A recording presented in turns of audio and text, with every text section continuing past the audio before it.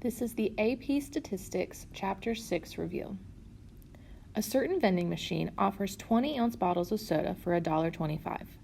The number of bottles X bought from the machine on any day is a random variable with a mean of 75 and a standard deviation of 12. Let the random variable Y equal the total revenue from this machine on a given day. Assume the machine works properly and that no sodas are stolen from the machine. What are the mean and the standard deviation? To find the mean, since we know that there are going to be 20 sodas, each soda is $1.25, and the mean number of sodas that are bought each day is 75 sodas. We can just multiply those two values together and find out that the mean revenue would be $93.75. For the standard deviation, again, since we're just multiplying to find the cost, you would multiply to find the standard deviation. And each soda is $1.25. There's a standard deviation of 12 sodas sold each day. So our new standard deviation would be 15. A psychologist studied the number of puzzles that subjects were able to solve in a 5-minute period while listening to soothing music. Let X be the number of puzzles completed successfully by a subject. The psychologist found that X had the following probability distribution. What is the probability that a randomly chosen subject completes at least 2 puzzles in the 5 minutes? So at least 2 means 2 or more. So that would be anything in this category.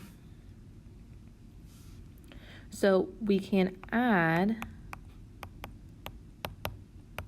those probabilities together, and that would give us a total of 80% chance.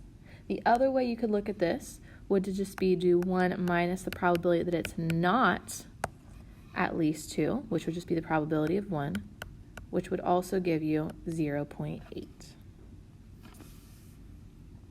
Suppose that 6 randomly selected subjects solve the puzzles for 5 minutes each.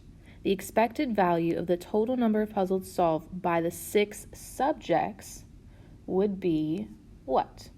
So first, we're going to see what is the expected value or expected number of puzzles solved by one person.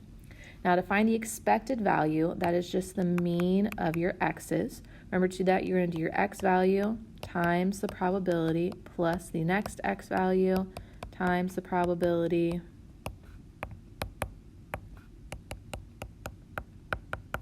and that's going to give us an expected value of 2.3 puzzles. So we expect each person on average to finish 2.3 puzzles. But since we want to know how many we expect 6 people to finish,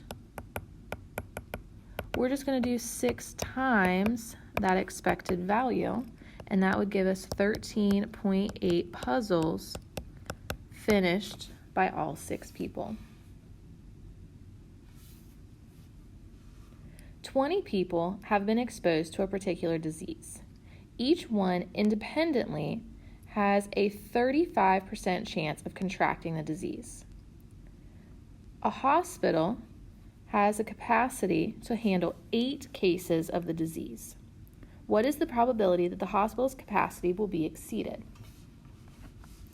Now, on your calculator, we can look at this as a binomial CDF. So, we know that we are looking for the probability that x exceeds 8. Now, this is the same thing as saying 1 minus the probability that x is less than or equal to 8. To find the probability that x is less than or equal to 8, we can use the binomial CDF. Remember, you can do this on your graphing calculator. So I can do 1 minus binomial CDF. Our count is that 20 people were exposed. There is a 35% chance of contracting it, and we're looking for the value of 8. Remember, this part right here will just tell you what's the probability that x is less than or equal to that? So if you just find that part, that's going to give you 76%. But if we want to find the probability that it exceeds that it's more than 8, we would do 1 minus the probability that it's less than or equal to 8. And that's going to give us a 24% chance that the number of patients will exceed the number that the hospital can accept. The weight of tomatoes chosen from a bin at the farmer's market is a random variable with a mean of 12 ounces and a standard deviation of 1.5 ounces.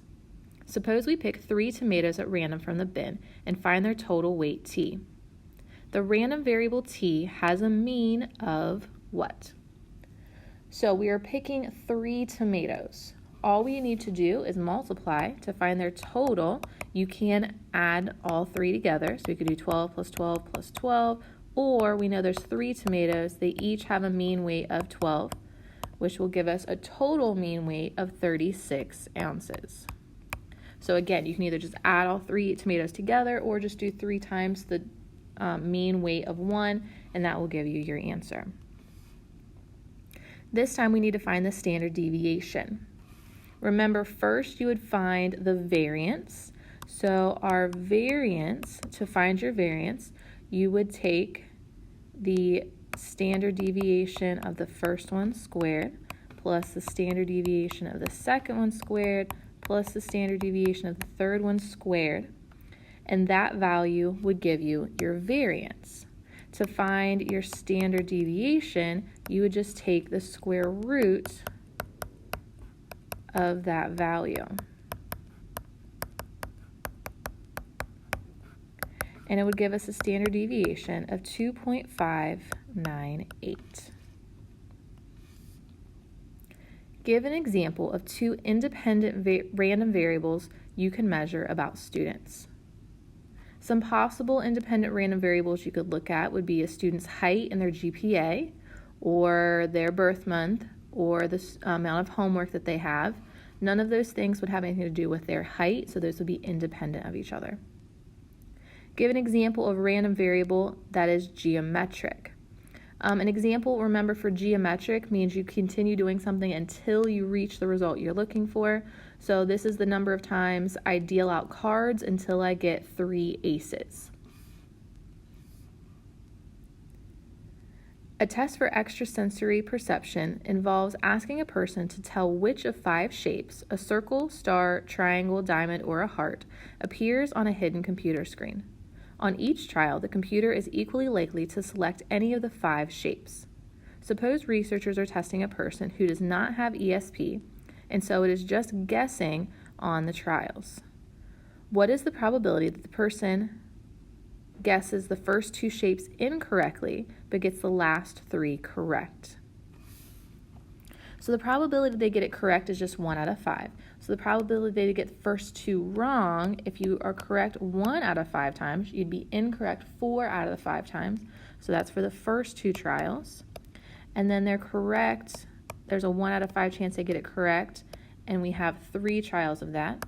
And if you multiply that together, the probability that they get the first 2 wrong and the last 3 correct would be about 0.5% chance of that happening. There are 4 runners on the new high school team.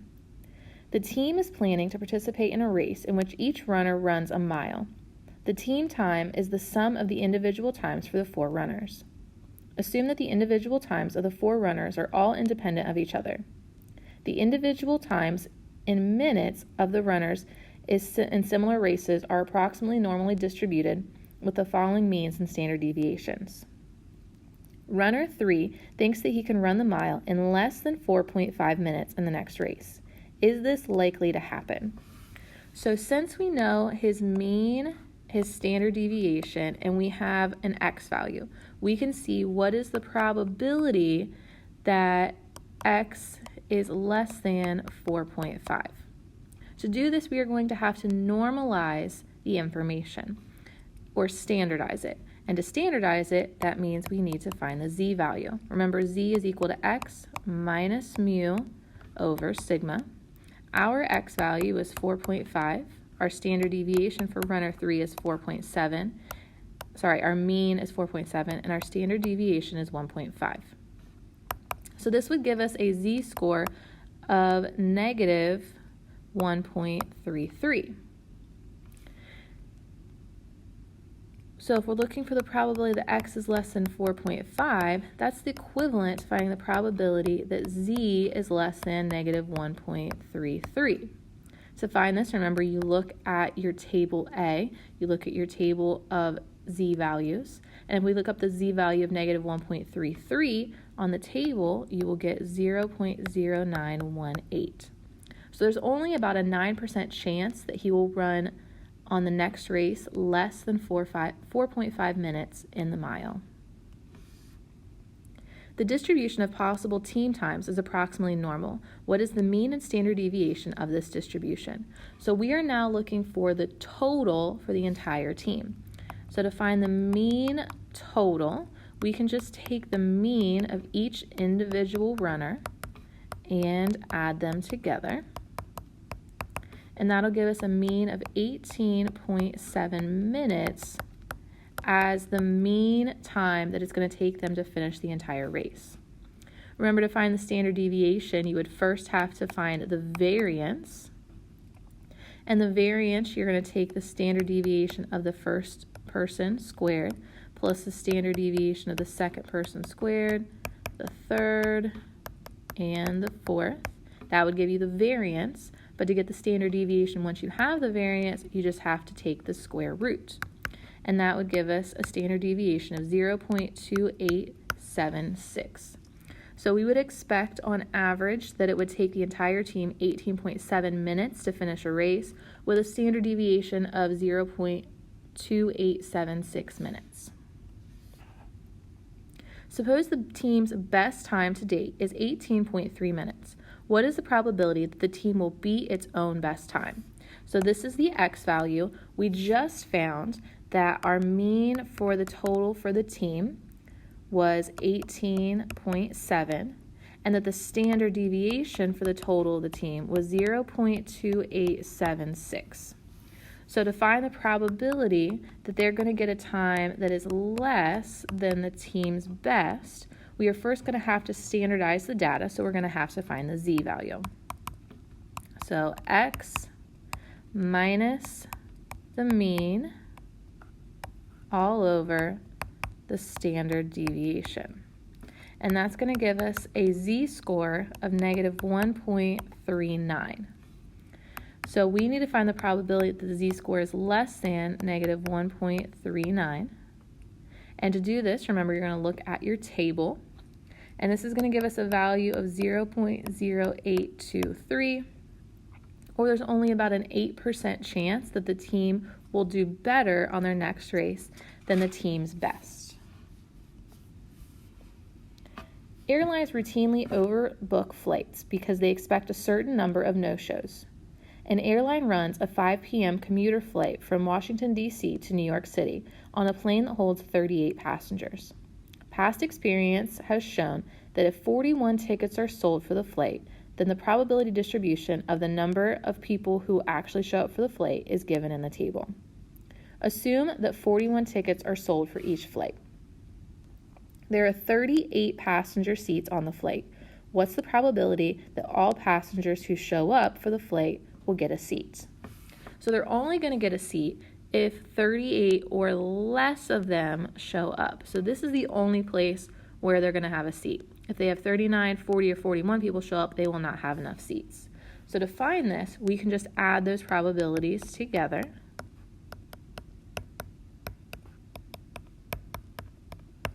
And the probability that everyone who shows up will get a seat is an 87% chance.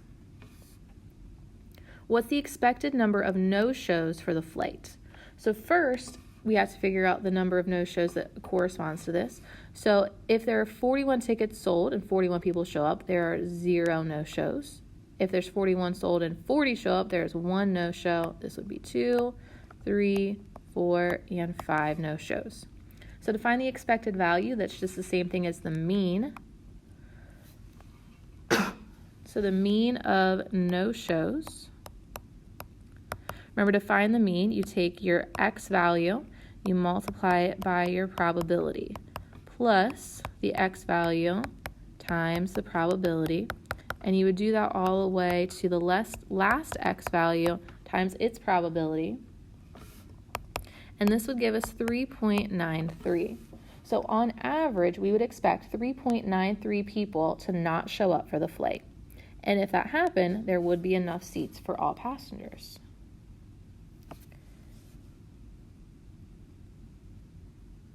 We need to calculate from this table, we need to calculate the expected value and interpret its meaning. So let the random variable x represent the number of telephone lines in use at a technical support center of a software manufacturer at noon each day.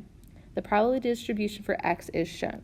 Again, remember, to find the expected value or the mean, you are just going to take the x value times the probability plus the x value times the probability. You're going to do that for all of them until you get to the last x value times the probability. And that's going to give you 1.67. But we still need to interpret this in context.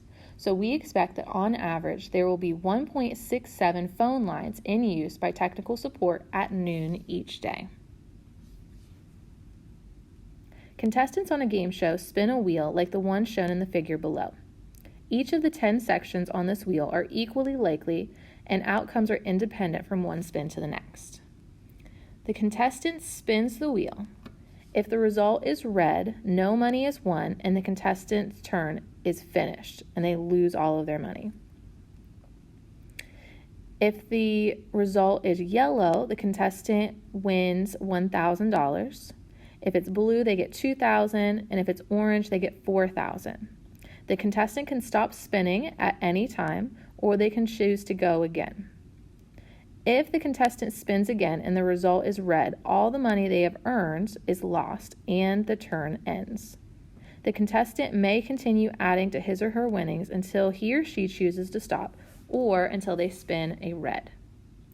So what's the probability that the result will be a number on all the first 3 spins? By getting a number, that means you're getting money. So you will not get any money if you get red. There are 10 spots, and we know that each of them are equally likely. So we can make ourselves a little table to fill in to find our values.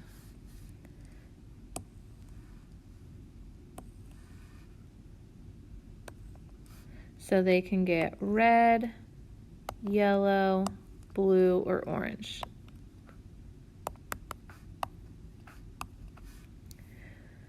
If they spin red, they get no money. If they get yellow, they get $1,000. Blue, they get $2,000. And orange, they get $4,000. Now, the probability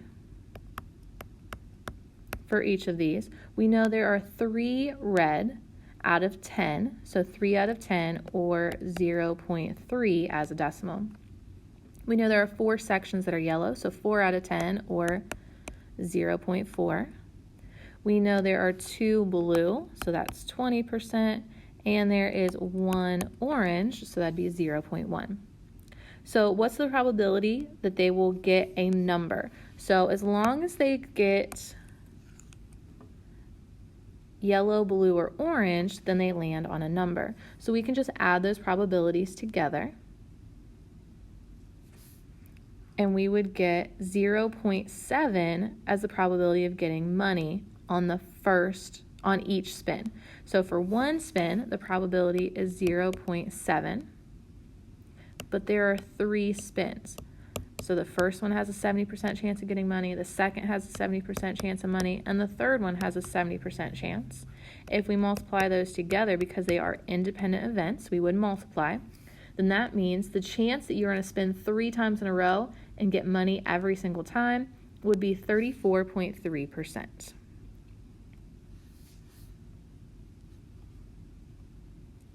Suppose a contestant has earned $4,000 on his or her first 3 spins and chooses to spin the wheel again. what is the expected value of his or her total winnings for the 4 spins? So let's go ahead and make ourselves another table.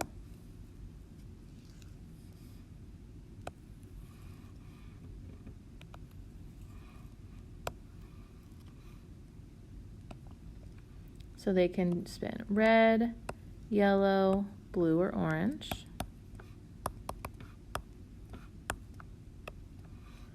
Now we know that if they spin red, they get no money. If they spin yellow, they're going to get $1,000 more. If they spin blue, they're going to get $2,000 more. And if they spin and land on orange, they're going to get $4,000 more.